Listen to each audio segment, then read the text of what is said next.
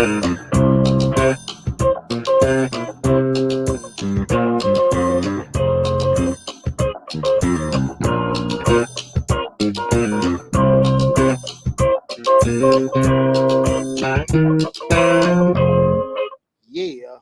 Happy Thursday, everybody. Happy Thursday. Welcome to the Dollar Hour. I am Deontay Burton, aka Mr. Short Dollar himself.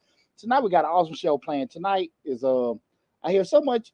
People talk so much in regards to building their credit, getting business credit, and things like that. But they always seem like they always get back in a funk. And I just want to have a show titled tonight, Fixing Your Credit Won't Fix Your Problem. Again, fixing your credit won't fix your problem. Again, before we get started, we'll introduce my awesome producers, DJ Lab. It's Thursday. Yes, sir. It's Yes, Thursday. sir. Yes, sir. That's right. Also, Slick 316. Man, I'm super excited about tonight, man. You know, business been booming, tax season been going pretty good. You know, YouTube channel going okay and everything. So I'm super excited and everything. I dropped a couple new videos for Change Your Lives. So we're trying to get all of that back out of the ground. You guys make sure you check out my other YouTube channel, Change Your Lives, hosted by Deontay Burton. Super, I'm super excited. I've been pumped all week. Say you've been a little busy this week. Yeah. Tax season got me going. They're doing. I've been making a little money, bro. That's a good thing. Making me a little money, man. We'll take it. All the time. But like I said, fixing your credit won't necessarily fix your problem. That's the title of tonight's show. Kind of just rehash the previous week. Like I said, guys, we are in tax season. Everything going pretty good. Boys doing pretty good. We'll be wrapped up his rec basketball season. Okay, how you come out? They won like 1 or 2 games. Oh, one or two games. He probably led the league in fouls and everything.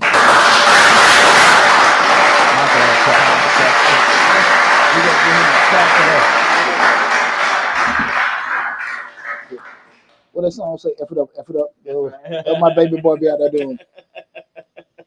Gotta start somewhere. F it up. Right. But nah. They shout out to the coach, man, and the team. They had fun this year. Okay. And everything. So it was cool. Well, so now we know full-fledged and back in the track season. So you know me, man. Just be out there, at the meets all sports dad. Shit, tired dad. But besides that, everything going pretty good. Guys, what made me think about again tonight's show is that I see so many videos in regards to people, trying to get business credit. Most of the time, people, they want to start a business up, and everybody want to be able to do certain things with, having the business. They don't have money, so the thought process comes up a lot of times. People want to be able to get some kind of loan to get a business, and that with the whole advent of the SBA loans and everybody getting acquisitions and getting money and stuff, I think it kind of gave a lot. It gave people probably a distorted perception on how to get business funding, business lending. We'll talk about that. But tonight, I want to make sure, we just have a open discussion in regards to most of the times, even when you're able to get access to capital, get access to funding, it's fun how you still find yourself back at the place you started back at. Square one. Yeah, nobody like talking about that. Scratch. Yeah, it's like you break your neck to get into the hunt, right? To get the money, and then when you get it, a couple of months later, you back at square one. Okay. Right now we're streaming live on Facebook, YouTube, Instagram, TikTok, LinkedIn. Am I forgetting something? At Facebook. So again, this is the Dollar Hour. I am Deontay Burton, aka Mr. Short Dollar himself. Make sure that the main platform that we do stream from is the YouTube channel. We got close to 400 videos on the YouTube channel. We got an active grants playlist with over 150 grant opportunities. We cover business operations, business management, and business financing. Guys, go to the YouTube channel. Mr. Short Dollar, that's the main hub where all the videos are stored at. I know we're on all the other platforms, but just to take advantage of all the great information we do have on the channel, go to Mr. Short Dollar YouTube channel, regardless of where you're looking at it right now, and just subscribe to the channel. And make sure you hit the bell to get a notification each time we upload a new video, right? That's right. Guys, okay. When we start talking about business credit, you turn on your go on any social media, you got a lot of people selling, get business credit, just show them this, what they tell them, get your EIN, get LLC, your DUNS number, get some trade lines or something like that, and you can get, a business loan, right? I just wish one of these people that make these damn videos would actually walk into a bank and and try. and prove that, hey, this works. Right. Because, brother been in the game 20 years. Right. I ain't never known to be that easy. Just get this and get that. And voila. Man, you're going to get laughed right out that branch. And unfortunately, so many people, they go down that road because they want to get business loans. They want to grow their business and stuff because they may more than likely have some kind of challenges on their personal credit. Mm-hmm. So I won't use my personal credit. I'm using my business credit. Right. So I'm going to do these particular things. And far too often, people don't understand credit. They don't, not even the whole issue of credit. They don't understand financing, period. Right. So if you sit there and say to yourself, here's just a little nugget with everybody. If you get into a situation where you're actually, you've done all these things to actually get, access to capital, get a business loan. A lot of times it's not necessarily that you got the loan, it's at the cost of what you got the loan for. People don't necessarily sit here and tell you, hey, you can get a $30,000, $40,000, $50,000, $50,000 loan, but it's going to be at 15%, sometimes 20%. Most of your business credit cards start off, you're not established business, 25 to 30%. Oh. So we start, and that's just real. Right. Go get your Chase card, see how it goes. Okay. I'm just saying, people don't understand that because they want it so bad. Not looking at the downside, and people that are promoting it to them don't get them the whole picture. Yes, you can get this, but it's at what this costs. Right. And because you're not versed with it, and that's not your world, you're just so busy looking for that carrot.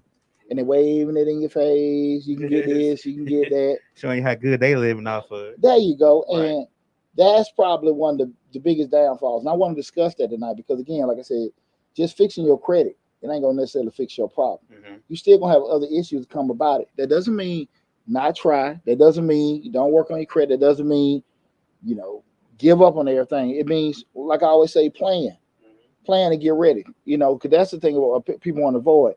When you get a person like me that comes and tries to explain certain things like this, a lot of times people avoid it. Deontay just being negative. Mm-hmm. He's just saying this, that, and that.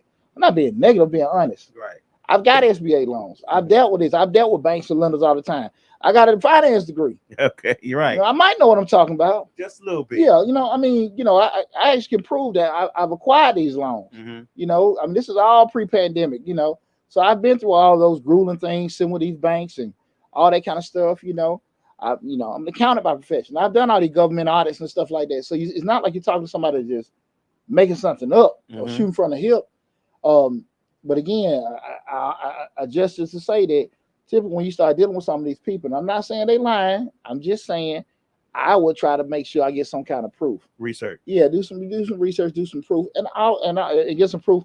But also, even if they got it, look at the product. Mm-hmm. Now, if you sit there and say to yourself, look, I done had foreclosures, I done had repos and all this kind of stuff, you shouldn't be shocked if you're going to get off of a bad deal.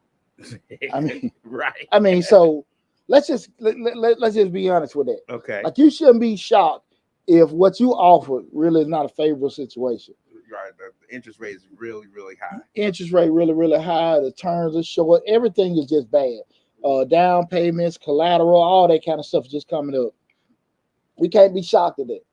Now, that may just be, and you got to be realistic, that may just be your entrance into the door, getting everything started. You'd be okay with it. Right. It's not as if, okay, that's what you got to settle for. That's the last thing possible, but that's your interest back into it. Mm-hmm. Right? Anytime we have any kind of setback or anything that may not be favorable for us, and we got to start over from scratch or rebuild, I'm going to say never, but it's difficult to rebuild from the point that you were at before where you had no scratches on you. Because we know just basic society, say if you get incarcerated, it's already difficult if you have a clean record. Right. Just to, find employment, get certain things done. You put a blemish on you, it's just going to be challenging. Just that much more difficult. Exactly. And you got to be realistic with that kind of stuff. So you can't sit here and just get upset because you're not getting offered what you think is fair. You got levels of fair.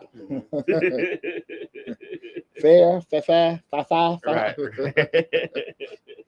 It all depends. Yeah, there you go. There you go. So I think the more that you can educate yourself with it. And I understand, you're looking at it. I'm going on YouTube, I'm Mhm. Googling, I am educating myself. What I say is go to some of these banks, talk to some of these business lenders, get Mhm. some information, get in uncomfortable conversations, or you got to be transparent or something like that. We had a conversation a couple shows back about lending practices and getting loans, and that was a time I want to say it was a few years ago. That was a time when everybody promoting we got to have black banks so they'll loan us more money and all that, so they'll loan us money quicker and give us favorable terms. But you were speaking on that, saying even though that may be the case on some of them, they still got to make money. They still got to give you loans based on your your liability, your assets, stuff like that. And you were speaking on that and saying how things, it may look good to say, but at the same time, they're still a bank. It's still gonna have to do things as a bank would do. Let's analyze the whole theory of the black bank. Mm-hmm. We need to get more black banks to help build more black businesses and give more black people loans and stuff like Mm-hmm. that. Now, at the end of the day, just show me that. Right. With the number of black banks here, at the end of the day, the bank's still going to have to go off normal banking protocol. Mm-hmm. They got to look at your credit, they got to look at your capital, they got to look at the industry and everything like that. The only banks that can have that kind of leverage to take people that would be at risk just because of your color would be those major banks. Why? Because they have a bigger chain to be able to leverage out and take certain risks like that. You start starting up banks and stuff like that, they're going to be more strict. Mm-hmm. They're going to be more strict because they're more of a fragile state. They got to reduce their liability. Exactly. Now you remember when they were having those campaigns with Killer Mike and they were Mm-hmm. going around invest in this bank. I mean, that was just a campaign to get money in, get capital in. Mm-hmm. But theoretically, you can't do that. You can't take them kind of risks on people just because of race. Right. And I mean, I get it, and it sounds good, and it feels pretty cool to try to say, hey, we can get black banks help the community. But if you got a 500 score, 500 score, and you got all these repos and got all these collections on there, I don't care if you dang plaid, it still can't give you nothing. Right. And people, the problem come up with that is people don't want to spend any time trying to get themselves in the right position. And I get it. I get it. This happened. I got sick. I lost my job. I feel you with that. It just goes back to what I said before. You just got to spend a little time being uncomfortable, trying to get yourself back together. But just that whole theory of having that, they still have to go back. And again, they have less leverage, Mm-hmm. less leverage to do it. If people are following me with that, if I'm smaller and I'm just starting off, I can't take the chances Bank of America, Chase, or Wells take. Right? Mm-hmm. What Truist does, they have all these they have all these billions of dollars in capital where may have a community at risk program where they can go into the black community and do that. A startup black bank can't do that because they don't have enough capital to do that. So what do they have to do? They got to find strictly that. And you see a lot of them. I guarantee you, if you look at majority of the African American owned banks, Mm-hmm. I guarantee you most of their loans probably aren't to black folks. A lot of people don't realize that the banks do a risk assessment. Mhm. That's why they ask you for all that information, regardless of what bank it is. That's why they ask you for all this information because they want to reduce their risk and assess how reliable you are for this loan. And that's with any bank. They have risk assessment. They have a person who does risk assessment. They have a person when they say, okay, well, give us a couple of hours or give us 2 days, we'll get back to you. Mm-hmm. They have somebody looking over your stuff and seeing what the risk would be to give you that loan and to assess if you are able to pay that loan back. Well, see, again, guys, this is the dollar hour tonight. We're talking about fix your credit, won't fix your problem. To your point, Lab, we've had this conversation before in regards to. I don't think a lot of people understand, just how the whole process of business.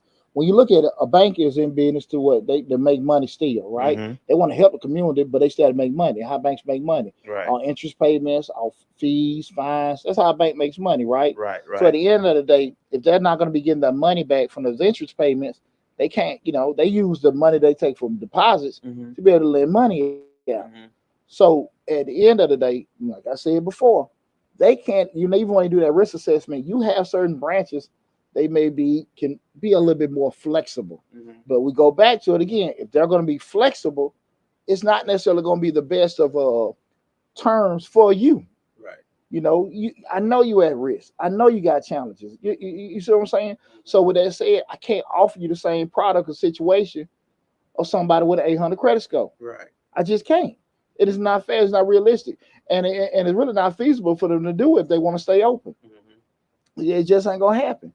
And I, I think I think that people don't realize that they use our money to give the loan, but when we come for our money, they gotta have it. I mean, even though it's FDIC insured, you still gonna want to go to the bank and get your money out. You don't want to see a sign across things say, "Well, we ain't got them loan money back yet, so we ain't able to give you your money back." well, Sometimes that I mean, it never happened, but I get think about stock market crash and stuff like that. Those are the things that happen because those banks are leveraged in other things in order to keep themselves. They're using your money to do so. Stock market, 401ks, things of that nature. They're using that money to spread around and other investments in order to make them money. But at the same time, if they give out, 200 credit score loans to everybody at favorable terms, who's to say that how long that bank stay in business? Yeah. You think about Washington Mutual, how long they was in business. They were giving out loans like that at one point. Like hotcakes. Right. Hotcakes. I got that $30,000 line of credit. I ain't did one day of business. What it was like 2003 or two? Yeah. $30,000 line of credit just signing my name. On a dollar line. Just signing my name. I remember that. Mutual. Woo, I remember that. Ooh, that big W. Lady said, "You want a line of credit?" I said, "Yeah." Yeah. I asked for 75. They gave me 30,000, and I'm talking about I had nothing, nothing done. That was like 02, 03. Exactly. God, man, I remember that BS. But that's the same line. No. But to your point, I just think that the flip side of it is that so many people don't understand those processes of how banking goes, and I think two things need to happen. Is I think a lot of times people that like from the bank perspective, they should put a lot of time banks or even people just like myself should push a lot of information in regards to acquiring loans and doing make proper way of doing it, not necessarily giving you people this little simple Simon blueprint to get a loan. If you really want to do business with Bank of America, Chase, and all them kind, people say stay away from it. But at the end of the day, let's be realistic. This is how you get that prime plus loans, where you're only paying 7-8% on $100,000 loan. You ain't paying 15-20%. Because I tell you, we got that jack leg lender or whatever, that's what you're gonna be paying, right? When you're trying to do, if you got bad personal credit, you don't want to be a guarantor on a loan. You don't want to have no personal liability with, or you're not going to get a favorable loan. You may get a loan, right, but it ain't necessarily going to be favorable to you. And I do think a lot of people, like I said, like myself and other people in finance and stuff, need to do it. Now, the flip side of it is they do it. What's the problem? People don't want to go through that. I mean, you guys know I'm a treasurer for 100 Black Men South Metro. We did the Black Empowerment, Financial Empowerment Conference at Banneker back in what was the year for the pandemic? So it was like 2018, 2019.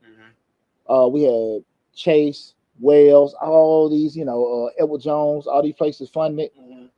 Ran ads on local radio stations and stuff like that. Had at Banneker High School. Over there in Banneker, what at College Park? I think I don't know. It's over there in South I'm Florida. sorry. but we had it, man. I mean, it was all decked out. Man, I don't even think 30 people showed up. Really? We running straight V103, WALK, Kiss 104 ass and everything. People want you to give them something, but they don't want to sit and through stuff. Okay, that's what it is. And I'm being honest about that, like I'm being honest about that. That's why I said it's kind of hard a lot of time when I hear people saying, "Well, we need to do this in the community. We need to do that." We do that. The people just don't want to do it. People want to be in business. People want to get a loan. Right. People want the cash to start their business. People don't want to go through the BS of starting a business. Process. People don't want to go through the BS of getting a loan and all that stuff. They don't want to do that.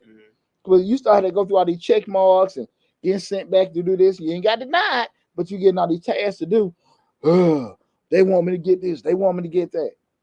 I go through that with these the grant videos. Okay. I think we had the latest one we put out. I think you had to be for females, and it had to be a nonprofit. People raising saying they want me to be a nonprofit. Go start you one. Right. I'm just saying. I remember. And it's just me being honest with myself. I had to get a $150,000 SBA loan about 7-8 years ago, and they said because my financials on the current business I wanted a loan for, they couldn't give it to me. Right. I already had in my mindset, I'm gonna get this loan, I'm gonna do this, that with my Right. business, whatever. They said they couldn't give it to me. They said, but we can give you the loan if you start a new business up. Oh, But I okay. want to do it with my business. I'm Right. Right. thinking about half brain and everything. Like, well, this is what we're gonna offer. So I can sit there and be in my feelings and trip about because they don't want to get my business a loan, Mm-hmm. or do what? Go down to Secretary of State website and go start me a whole No new business. Right. And I got my money 3 weeks later. Okay. You can't major in the minor. Mm-hmm. If you certain things are required of you to be successful, you got to do that. Mm-hmm. And the time you spend complaining and whatever, you wasting out. Right. And also the person that's actually going to give it to you, you don't want them to change their mind. Screw it. Whatever. Right. And it happens all the time. People get caught into it. I'm telling you, man, we post those videos for grants and stuff. They want me to actually type something. They want me to post this. 8 or 9 people doing it. Why should I do it? You don't have to. Right. I always tell you guys, listen, when it comes to these grants, contests, or whatever, you have a 50-50 chance of getting it. Mm-hmm. But you got a 100% chance of not getting it if you don't apply. Exactly. It depends what chance you want to take. It's up to you. Yeah, I mean, and if you're not willing to do it, I get it. I understand. Ain't nobody tripping about that either. Mm-hmm. And we start talking about getting access to capital and things like that. I read all the articles about African Americans aren't getting this, they aren't getting that. I'm gonna be honest with you, like I'm and I try to sit here and think because I'm on a lot of community boards and doing a lot of stuff. Like they really don't ask for race. Now Right. we can have some conspiracy theories. They know by your social and your name and all Mhm. that stuff. But at the end of the day, the bank trying to get money. Mhm. I think I might be wrong. They're more concerned with money than my color. Okay. You know what I'm saying? Now they're going at him, and they may go in there and see you and they be jealous. You getting this, that, and that. I get it. That's a Mhm. human aspect. But for the most part, we live in a virtual society. Mhm. Well, a lot of stuff you can do it. The reason why I believe, and this is something about 20 years and over 20 years, and banking, insurance, and financial services, most of the time I'm seeing with the black businesses getting denied because they ain't in compliance. Mm. They ain't in compliance. Another thing is they don't have no network Mhm. to be able to call, hey, lab, listen, brother, can you help me out with this? Mhm. And that's why being in compliance is so important. That's why networking is so important because people say one time say you got to know somebody. It ain't what you know, it's who you know. Who That's you know, right. Go right. get you some who's. Right. Go to these networking functions. Go to these different places. Go meet these bankers. Go do that. Get in uncomfortable spaces. Get in a situation where you got to talk to people that you don't normally talk to so you can get comfortable with doing it. Mhm. The more you say, I'm not comfortable talking to people, the more you say, I'm not used to it, and I feel my mouth get dry, I get stuttery. I don't like talking, being in that arena. I get it. Mhm. But the more you avoid it, the more you halting, you get an opportunity to get access to certain things. Right. Right? Because a lot of times, theoretically, shout out to Woodward Reserve. I had that cotton mouth last week. Now, I ain't had no stick. I had my stick last week. Right. And this one right here cutting up on me. Yep. Cutting up on me, man. I knew. I said, when I grabbed out the humidor, I said, boy, I knew I'd take a little chance. Yeah. But we talk about it all the time, just being able to get out your comfort zone, to put yourself in a situation where you can grow and stuff.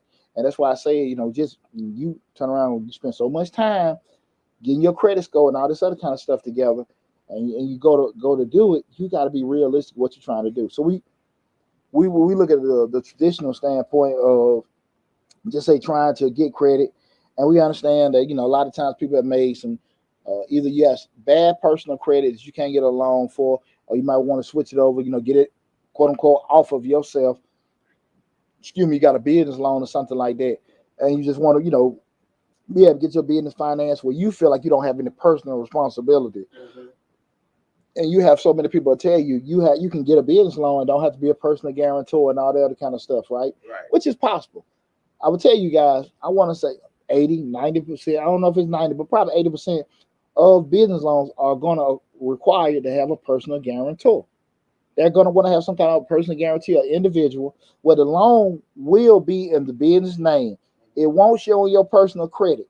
It won't. It will be under the tax ID number of the business. Mm-hmm. But if that business default, you liable for it. Okay. Okay. Y'all got to understand that that's just most of them going to do that.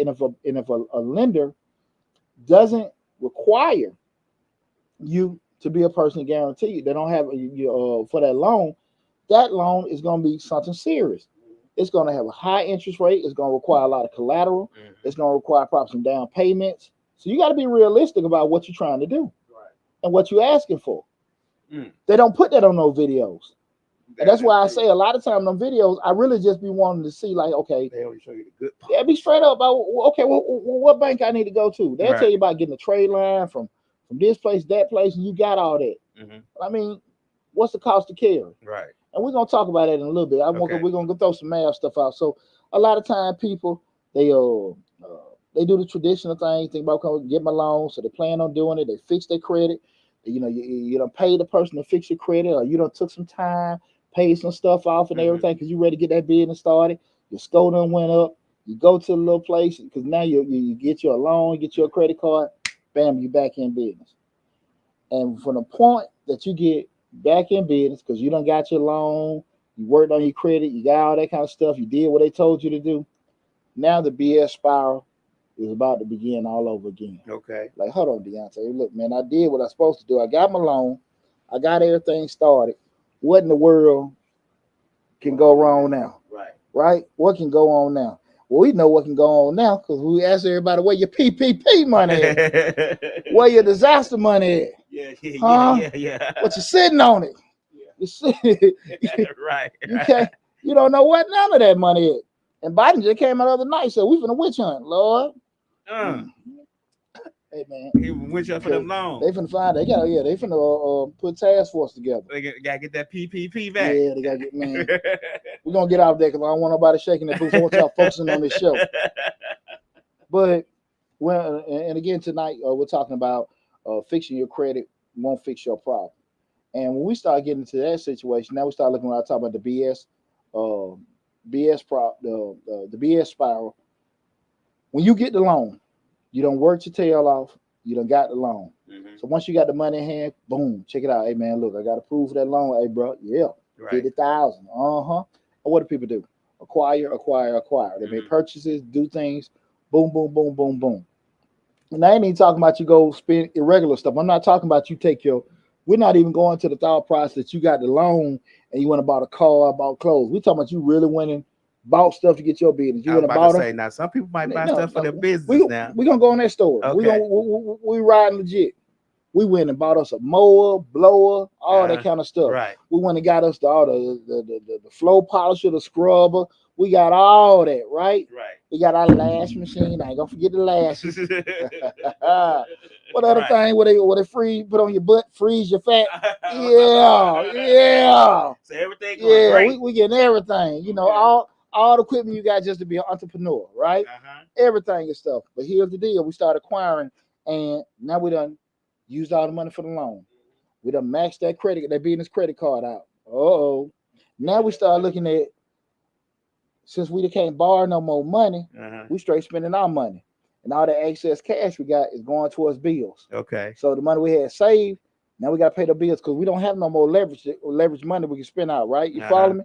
The issue comes over that now money start getting tight because we done bought all this stuff to get everything started.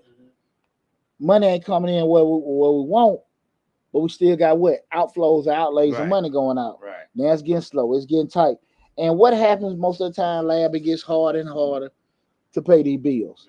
And now you're doing what? You done got this loan. You was already in a bad shape before, but you've done what you need to do to get this loan at this little funny rate. So now you're paying these. Your loan money is maxed out, card maxed out, bills still coming in. Now you're doing what? What you doing before? Going to your personal stuff and pulling money out of that, trying to cover on everything. And then you get to that little funny part, but you gotta say, look, bro, I know I did it big in about 4 or 5 months. I gotta decide what I'm gonna do. Right. I'm gonna keep it, I'm gonna sell it, I'm gonna let it go, hang up for a little bit. You know, you been on the turn around, had your job, started your business. Now you got a part-time job to pay for your business. Right. It's a true story, right? I done seen this. It happens all the time. Hey, they come to my office all the time with this right here. Okay. You gotta make that. You at that little fork in the road. You gotta decide if you're gonna keep or you're gonna sell your business, right? We still trying to figure it out. And what you try to do is keep it. Hold on, because you got all these emotions, right? You got all these emotions. I don't want to be a failure. I don't want to be a quitter. I don't want nobody. I'm embarrassed because I want nobody looking at me because as soon as I got my business, I was taking all these pictures. Hell, we had a $10,000 grand opening. You know what I'm saying? We had it all. We had the 360 camera. We really, yeah. All right. You know, and now all that money gone. And you didn't call Mr. Short Dollar at the beginning to help draft a plan. To pay it back. And now you call Mr. Short Dollar now. What to do with your money? And I'm like, oh no, man, because I'm trying to make sure you pay my invoice. Right. We talked too long. Well, we go too deep in the conversation. Before I start talking, I gotta make sure you pay me. You know, we had to do a little prepaid plan. But all seriousness, now you get that little fork in the road, and then what happens a lot of times you try to hold on, you forced to close it. Let me ask you a question. I think you skipped the part when you were talking. I may have missed it. Mm-hmm. But when you're talking about, the loan, the money's gone from the loan and dipping into your personal savings, but the loan has come due. Now that's an extra bill on top of the bills you were already paying, on top of the mortgage, the rent you're paying for the space you got, on top of all the other stuff you done bought. Now the loan come due. I'm talking about when I say all the outlays of the business.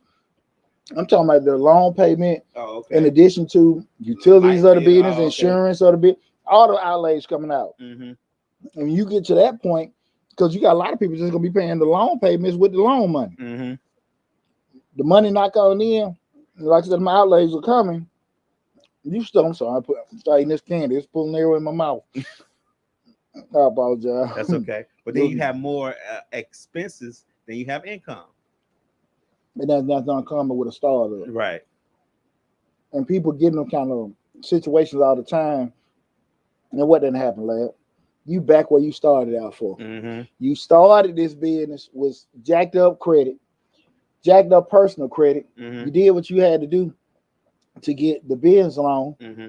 Unfortunately, because you had bad personal credit, you end up getting a business loan that probably wasn't the best deal for you. Right. And now, because of the way you went about it, all the money you pumping out, the business wasn't growing. Now you're back at square one. Right. The bad part about that is what? It's going to be more painful. Now, why? Because you done did this jump twice. Right. You back broke twice. Right. Hey, being broke once ain't good. But being broke twice, oh, Lord. Yeah.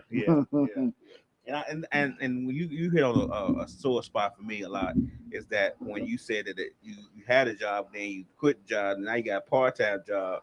A lot of people rush so quickly to quit their job when they start a business, and the job not even profitable yet. They just I own the business now. It's all uphill from now. It's all sky's the limit. You know what I'm saying? And they don't realize sometimes you have to work a job in order to help support your dream. Shit, I always say keep your job as long as possible. Right. Keep your job. You're gonna have the insurance now. Yeah. What I always say that the way that you go about it, knowing when to leave your job, when you can't work your job no more. Mm-hmm. When you can't work your job no more because the business is booming that much, that's when you leave your job. Until that point come, keep your job. This comes from somebody that's 150% self-employed. Right. Keep your job as long as you can while you growing and nurturing, because you're gonna have some setbacks. Yeah, you might feel that you're missing out on certain things because you are going to work. That's part of it. It's gonna be grueling, it's gonna be rough.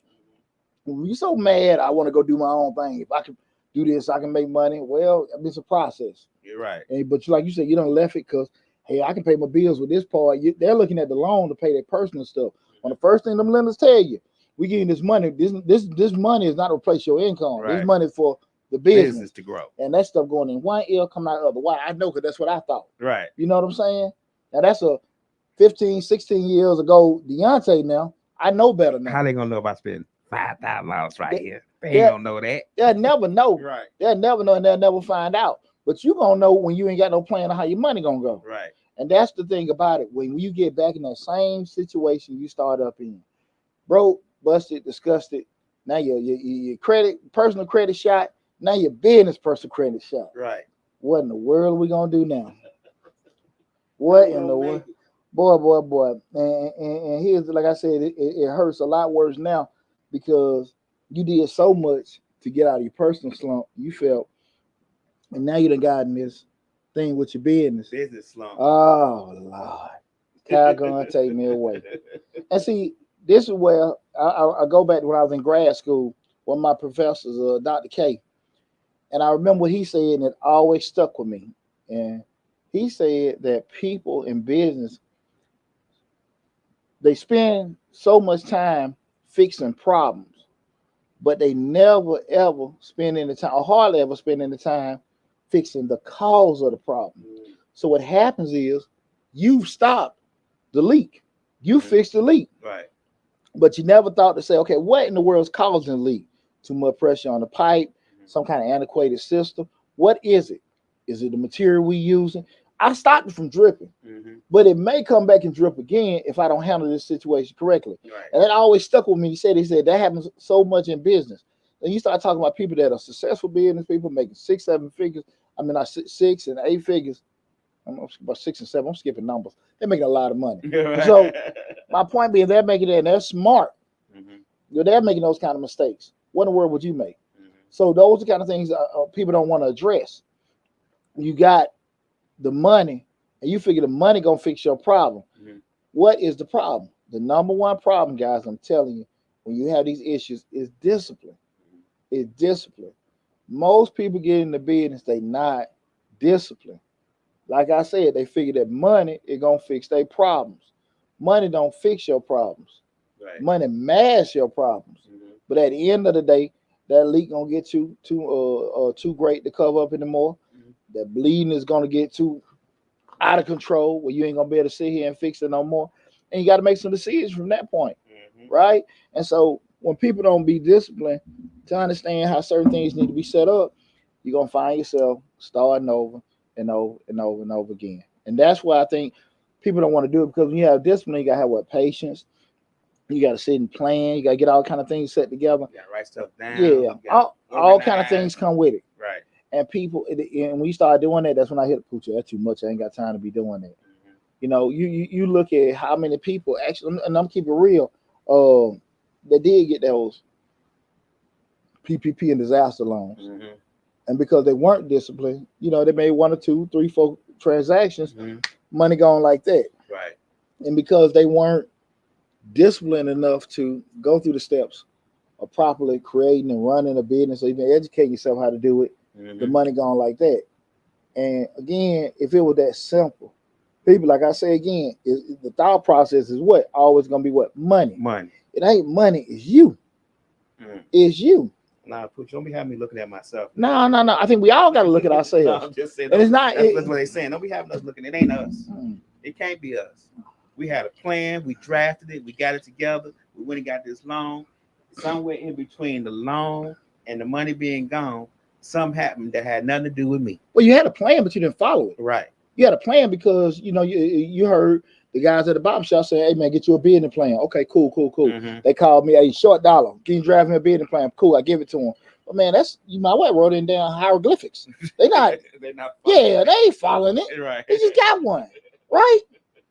They got one. Right. You know, so it's not. It's just like how many people have bought diets or that buy the little, what, let's take it back. What were the little tummy twisters? The belly shaker. Oh, yeah, the ab rollers. They got me. You walk so far house, you're like, wow, man, what you like, an athlete or something? Man, I ain't you that thing one day. Right. So people get the tools to be successful, but you getting the tools and not use them, it don't make a difference. Right. You understand what I'm saying? So people get business plans. People do all the stuff they're supposed to do. But at the end of the day, not using the tools, I go back, not being disciplined, it doesn't make a difference. It does not make a difference. Right. Because like I said, now we got to start doing things that are what? Uncomfortable. They different. They're going to be time consuming. Who want to go through that? Nobody. No, who wants to go through that? Nobody.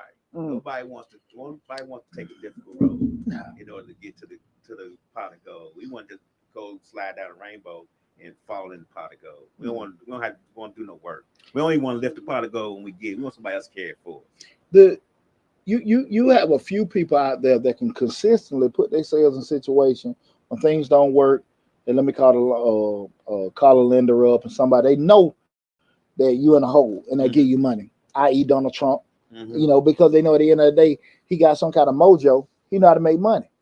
He know how to make money and pay off those debts and then get them some money. But that's a talent he has. Right. And And a lot. I watched some on a documentary today about that. How we ain't gonna go too deep into how stock market works and how this capital group may be a part of that capital group. And that capital group, they get leveraged too much. They'll loan them some money because they know they're gonna make money. So you ain't talking about no $1 million. We talking about 700 million, 3.5 billion. They learning each other for the stock. You get what I'm Yeah. saying? Short selling and all that stuff. So it was actually a very interesting documentary. In theory, with doing those particular things, I'm giving you this. I know you're in a funk, but I know you're gonna make it back. Right. You've built that reputation. Right. But if you ain't got a reputation for it, because at the end of the day, let's keep it real. That's what our credit score is. Our reputation. Like I said, we lost a job, we got sick, went through a divorce, whatever. How you got there, they really ain't concerned with it. Right. Unless you got the what? Relationship. Mm-hmm. You got a relationship. Hey, Steve, man, look, I've been banking with you all these years.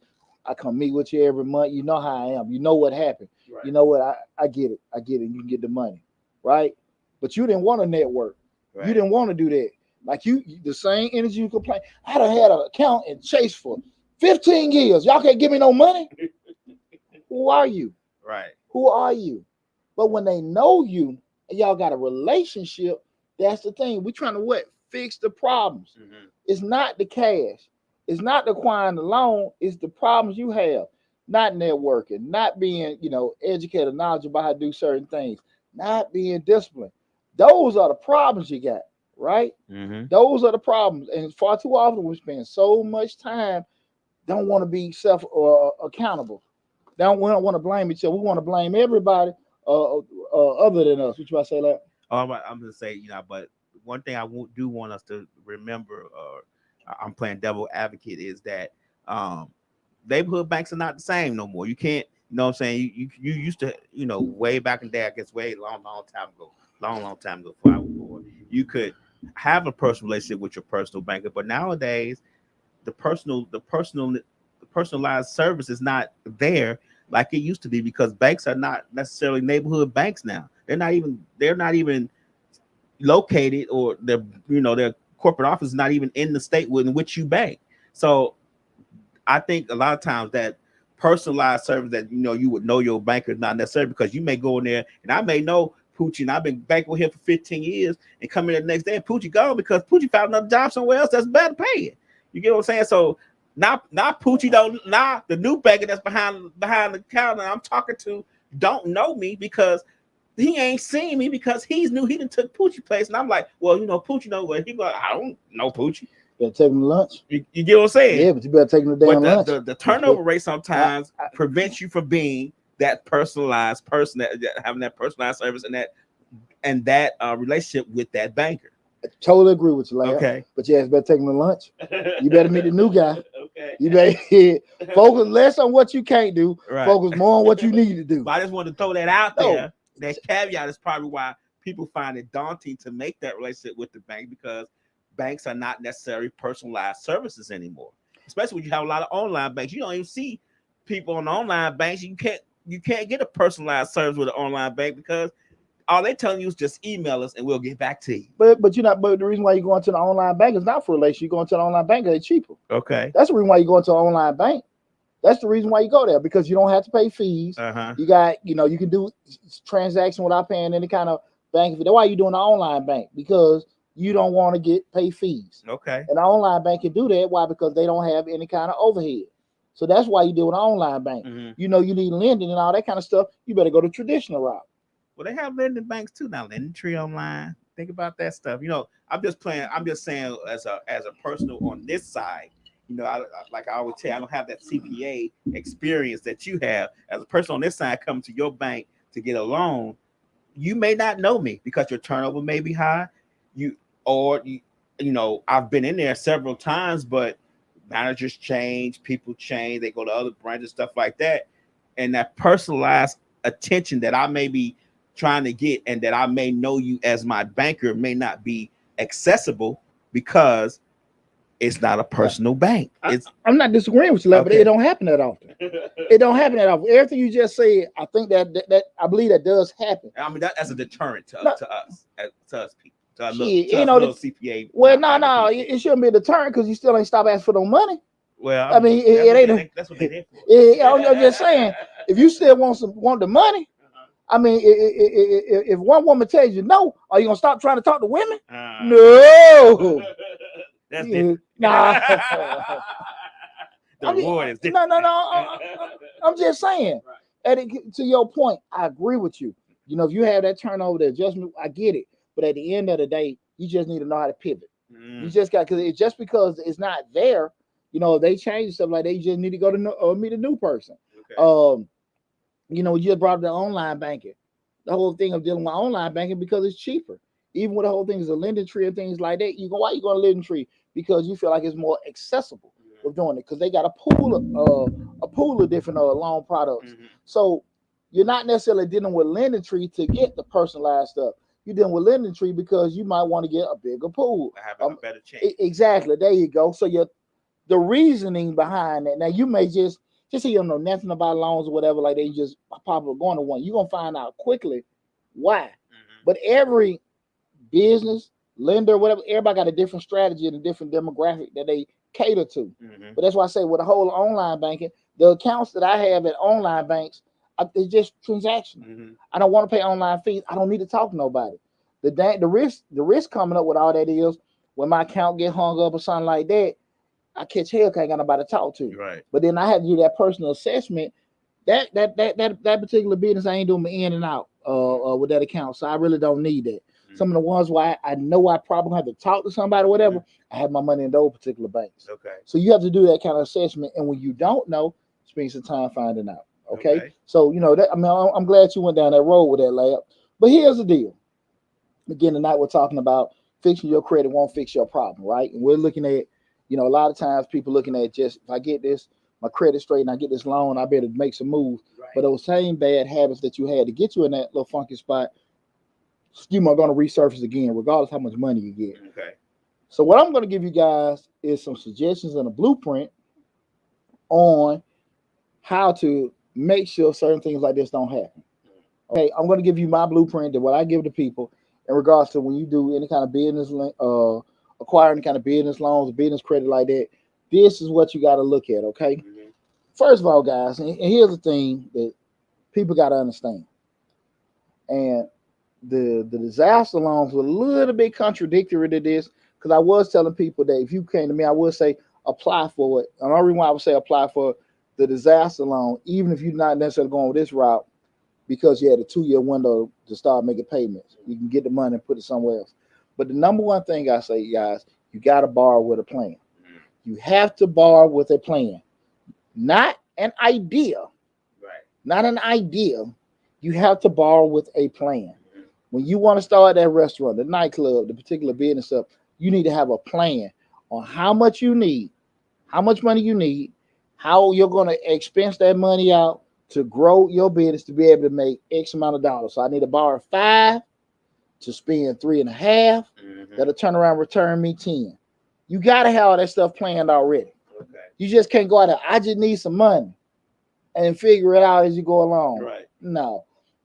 Does that mean everything you're planning is going to go the way you had it planned out? Absolutely not. But you need to do that. You got to borrow with a plan. You can't just borrow with an idea. People all the time, because when you borrow with a plan, you borrow what you need. Right.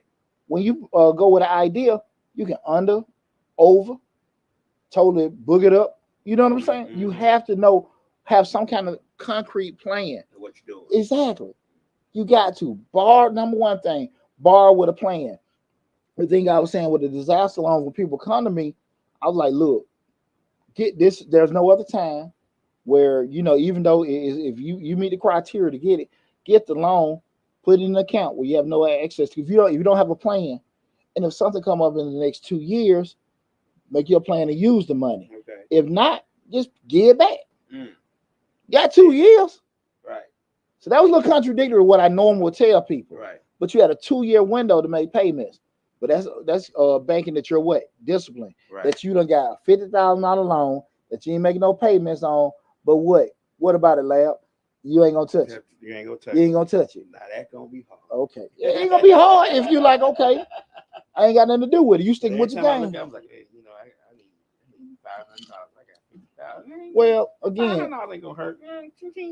Well, And I'm just messing with but, no, you. but you get my thought process. I At the get end you. of the day, you're sitting there borrowing with. You got to borrow with a plan. All right. You got to have a plan and a purpose with that. You just like I said, you're not borrowing with an idea. Mhm. And so you're not getting stuck on that. This is just not, I want to start this up, I want to start it up, but never going through the step one, step two, step three, phase one, phase two, phase three. You're not going through that. You Mhm. just ask for money. You gotta borrow with a plan. Right. Got it. That's the first step. The second thing is your plan focus on how that loan how you acquire that loan and what kind of asset that you require with it. So when you're making that plan, it's about the amount that you're getting and what kind of assets you're going to get for it. Mhm. You got to have that thing set up where you're looking at uh, how I'm going to how much I need to get and what I'm going to acquire to be able to make a certain amount of revenue to be able to pay over that particular whatever the cost of getting that loan was. You have to have that set in place. You again, the second thing is when you borrow, you're looking to borrow to acquire assets Mhm. that's going to be able to generate revenue for you. Mhm. You got to be if it's for the building, the equipment, or whatever. Your thought process, you're looking at. I'm not borrowing, just go shopping and get clothes and stuff like that. If I buy this equipment, there is some thing that I'm looking at. Okay, I'm gonna be able to use this equipment, these supplies to be able to, Right. increase my revenue going down this path. You follow what I'm saying, Lab? I get Like it exactly what just you're can't saying. be. I'm just borrowing money. Right.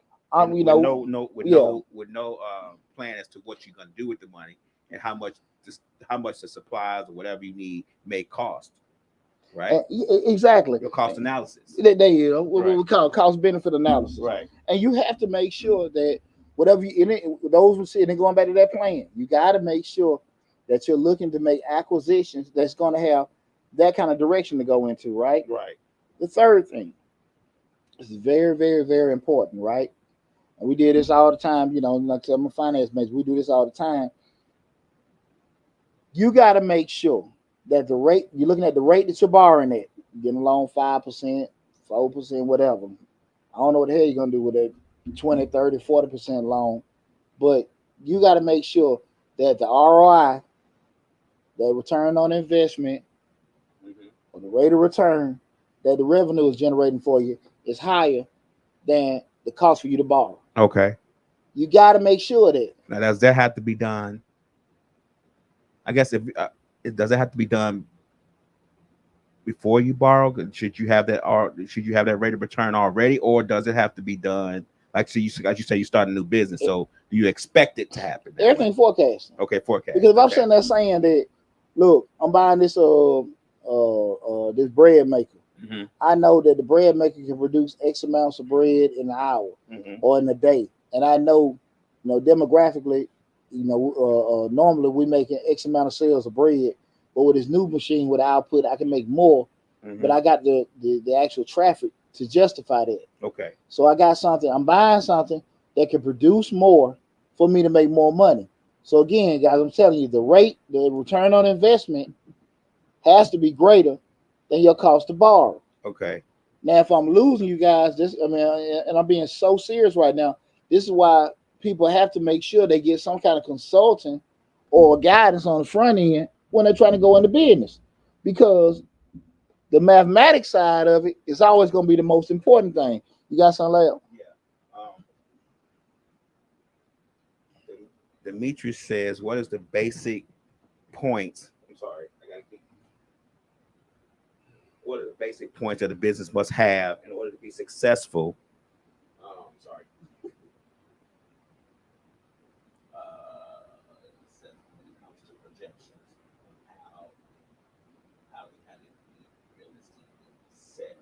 But when it comes to projections, well, we start looking like we were just talking about now, just knowing the cost, because you know it, or what rate you got to borrow at. mm-hmm. They getting you loan at 5% of the terms or whatever. You know that the rate of the income that you're making, it need to be greater than that, right? Mm-hmm. So we start looking at, just say you're looking at the projections and stuff like that.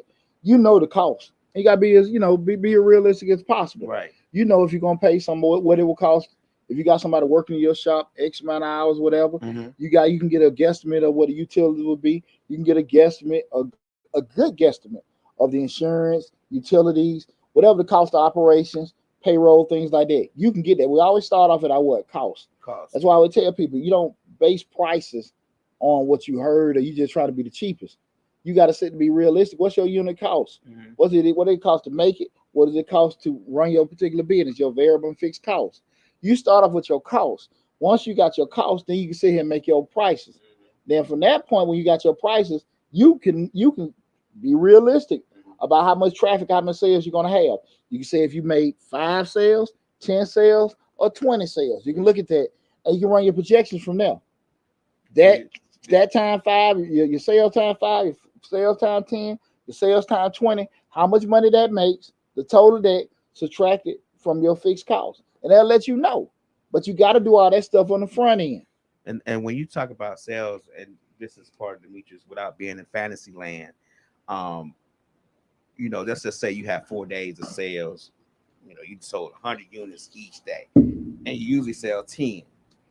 Now, most people, just by human nature, they gonna project their sales off the 100 because they thinking, okay, I done made 100 sales in the last 4 days, so that's got to be what I'm finna do when they do their cost projections. I mean, when they do their, income projections. Y'all want to be conservative as possible. Right. That's I mean, y'all want to be conservative as possible because I can guarantee you, most retail stores they'll never base their sales projections off holiday sales, right, or different cyclical stuff. They have a stream number. They say, okay, this is pretty much what's going. So if they get the spikes they have in the holidays or certain sales and stuff like that, that's kind of like a bonus.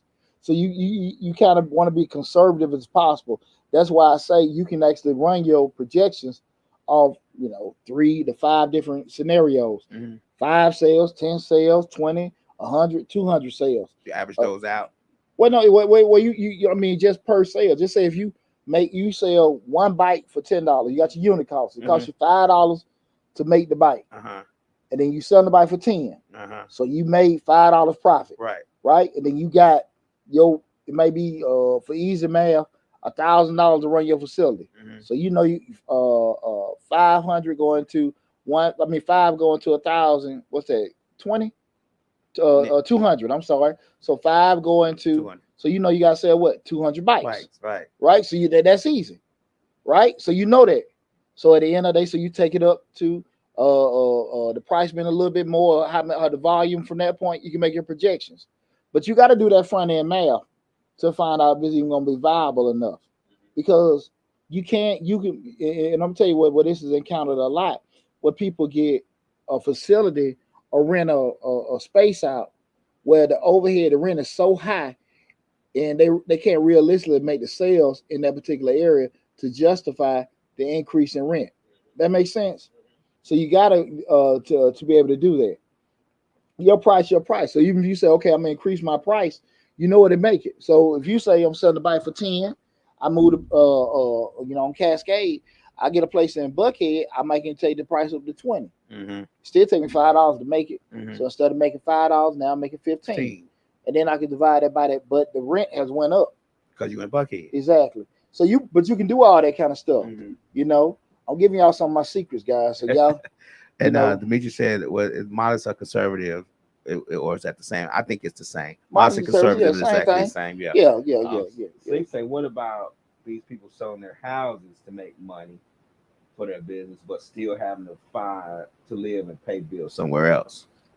I did the video the other night about that. She said your house. We're gonna circle back with that after the show, and because I did that was the live feed the other night. Should I buy or sell my house in 2022? In this market.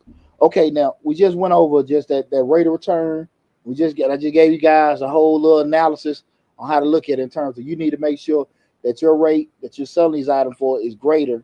The ROI is greater than the cost to borrow, right? That was the third thing. The fourth thing is the loan got to make sense because of that. Right. It got to make sense. What do I mean by the loan got to make sense? What I just said. You don't borrow money at a rate higher than you can get a return on your investment. You can't do it.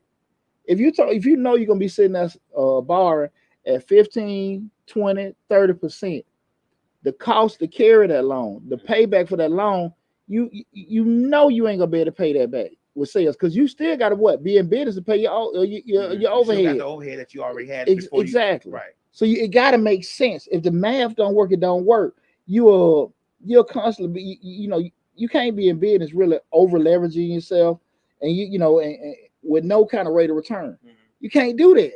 You can't do that. But people don't want to look at the math side. I ain't got time to figure that out. People come to me when, really, to be honest with you, well, I can't do that. It's too late. Right.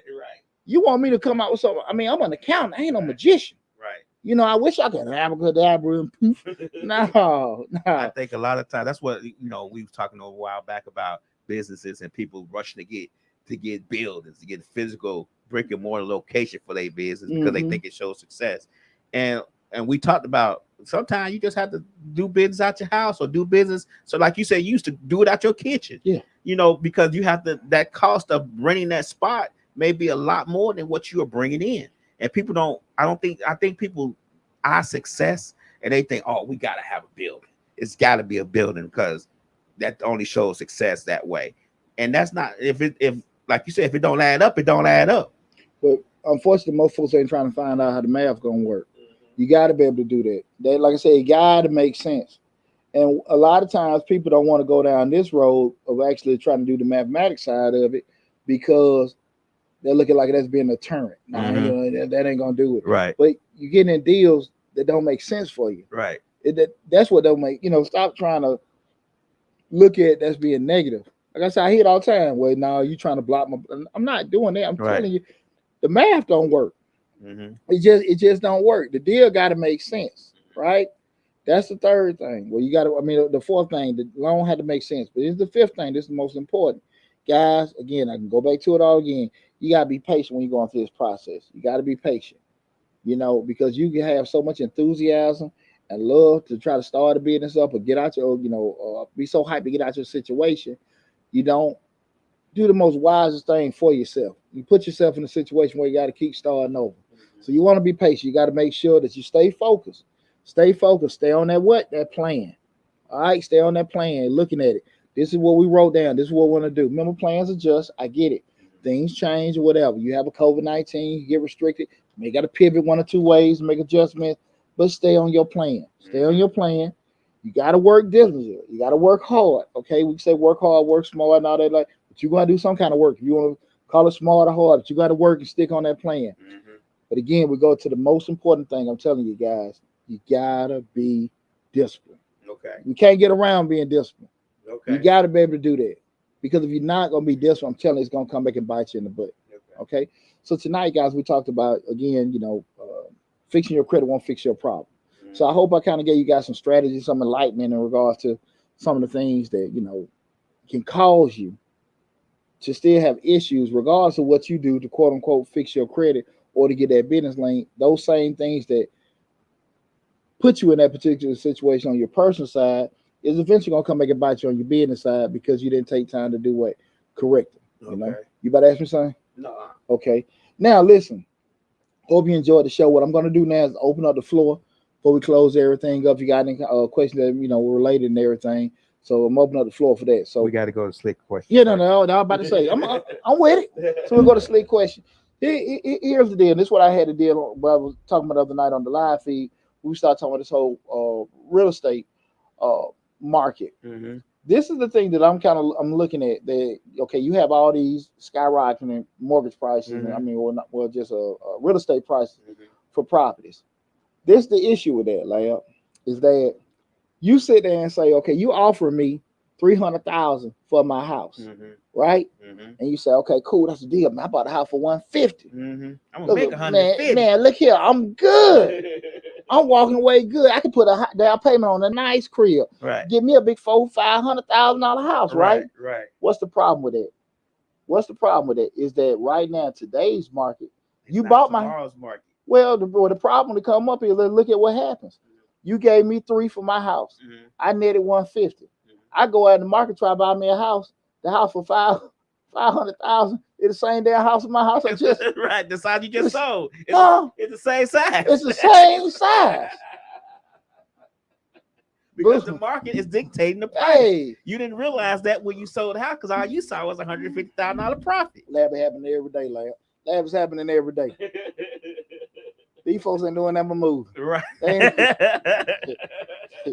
They ain't doing that movie. Right. And you got to be realistic with that. Right. You know that I'm telling you, the crib you selling, you gonna turn around and rebuy it For at a a higher higher price. and a higher interest rate, because interest rate is going to be higher than what you probably bought it at, because if you bought it for 150, the market probably was on a downturn. And people don't realize markets go up and down, especially real estate markets, because based on certain things, and I've been in real estate a long time, commercial anyway, based on certain things, the market goes up and down. I mean, today that house could be $150,000. I mean, could be $500,000 in 5 years from now. It could be worth 90.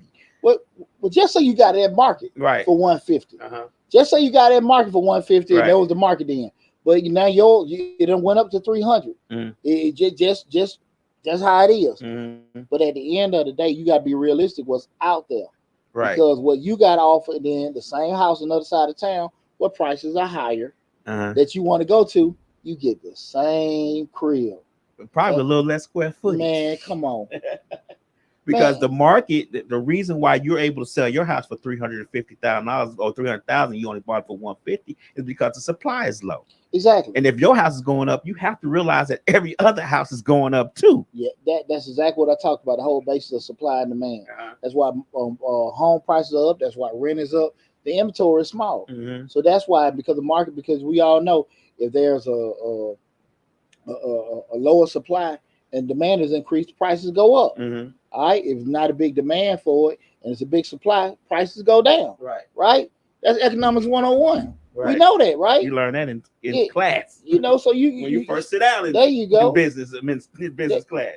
But you get that, and so when people get in those situations, that's the thing about it. Now I will say, if it's a rental property or investment property, and you sell it and take that residual to go, or the profit, take that and go get you another primary or something like that. I get it. I get it. You say, okay, cool. You doing that with investment property to do that. I don't necessarily know, still same thing for the light kind of about doing that. But in terms of you able to make a down payment on your primary to get rid of one of your investments, I get it. I get it if you do that. But primary for primary, the math just don't work. And this one time, I mean, but this is theoretically, this is the time where math really don't come to the equation. It's just that the whole point of it is the money profit that you make is just not going to go as far as it would in a quote unquote normal market. Right. Slick say that are we in a housing crisis? I don't believe so. I believe a lot of times when like gas prices, when they go up. See, people don't, when gas prices go up to, let's say, $3.50 a gallon, they already have in their mind a set amount they want you to pay anyway. They take it up to $3.50 and take it back down to $2.75 because they want you to pay $2.75. You know what I'm saying? The amount that they want you to pay is already set in the price that they went up to. Yeah. So a lot of times with these markets, especially with the real estate market, they keep the supply low because they want to get the mortgages high. They want to get them high. Then they have a set amount and say, okay, we're gonna get this mortgage up this month, and we're gonna think we're giving them a break, and we're gonna bring it down by making supply a little bit more. You get what I'm saying? You think about all these houses that's $500,000 or $600,000, where you look at, you like, this house ain't got nothing but one garage and one bathroom. Yeah. But what's the key with all that? You got accessibility still to go get it. Right. If you qualify, you still can do what? Get the loan. When I think of a housing crisis, I think back to 08, 09, when pretty much all the values dropped, and then you couldn't get any loans. Exactly.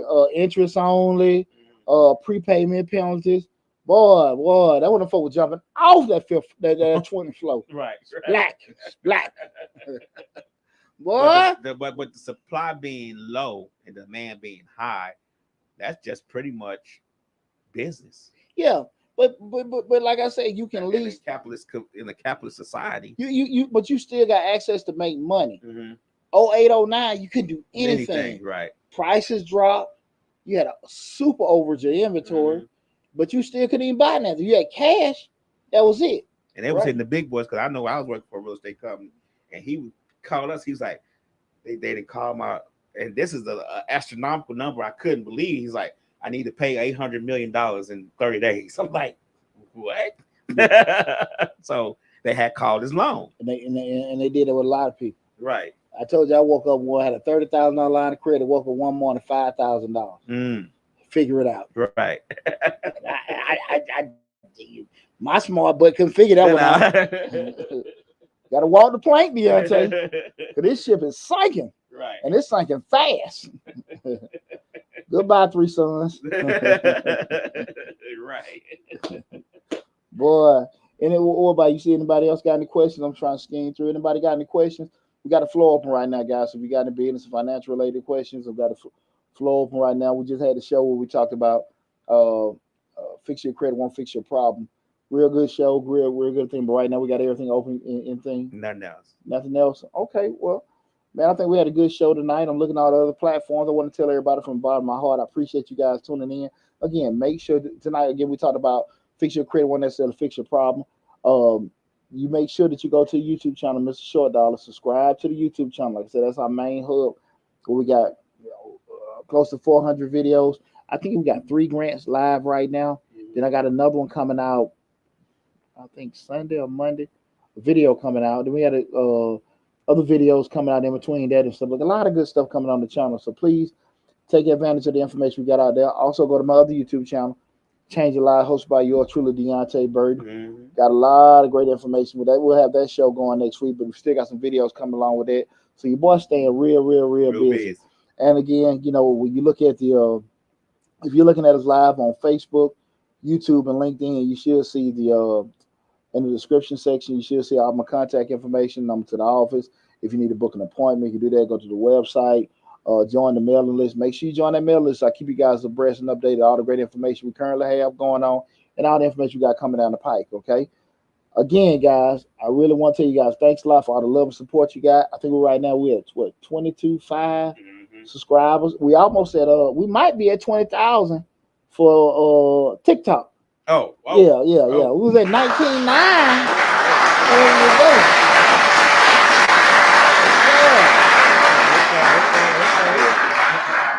There's nothing about here. It's all grinding and working, baby. So but again, I just want to tell everybody from the bottom of my heart, I appreciate all the love and support, and keep sharing the information, keep checking out the videos, keep liking the videos, leave your comments. I don't never look at a comment being good or bad. It's your comment, what you want to say, but you better be ready for the response. But serious business, thanks to everybody for all the love and support. Be safe out there. Talk to you soon.